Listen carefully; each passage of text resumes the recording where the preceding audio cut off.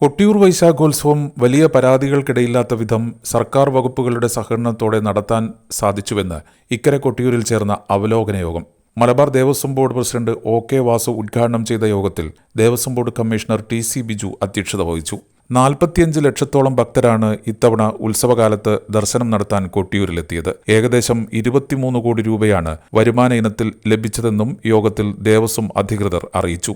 ഉത്സവത്തിന്റെ മാനേജ്മെന്റ് എന്ന നിലയിൽ പോലീസിന്റെ പ്രവർത്തനം എത്തിയില്ലെന്ന് ദേവസ്വം ബോർഡ് കമ്മീഷണർ പറഞ്ഞു. അമ്പായത്തോട് മുതൽ കേളകം വരെ റോഡിന്റെ 2 വശത്തും വീതി കൂട്ടണമെന്നും വൈദ്യുത തൂണുകൾ മാറ്റിസ്ഥാപിക്കണമെന്നും ഉത്സവത്തിന് മുൻപ് നടന്ന പല യോഗങ്ങളിലും ആവശ്യപ്പെട്ടിട്ടും നടപ്പായില്ലെന്നും യോഗത്തിൽ വിമർശനമുയർന്നു.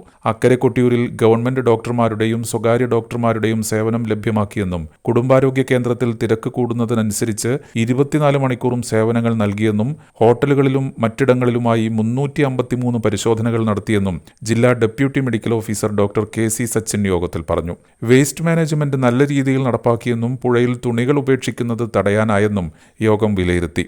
മണിത്തറയിലും തിരുവഞ്ചിറയിലും വോളണ്ടിയർമാരെ നിയോഗിക്കുന്നതിനു പകരം പോലീസിനെ തന്നെ നിയോഗിക്കണമെന്നും കർണാടകയിൽ നിന്നുള്ള പോലീസിന്റെയും സേവനം ഉറപ്പുവരുത്തണമെന്നും താൽക്കാലിക വോളണ്ടിയർമാരെ തിരഞ്ഞെടുക്കുമ്പോൾ പോലീസ് ക്ലിയറൻസ് സർട്ടിഫിക്കറ്റ് നിർബന്ധമാക്കണമെന്നും Malabar Devaswom board assistant commissioner NK Baiju യോഗത്തിൽ ആവശ്യപ്പെട്ടു.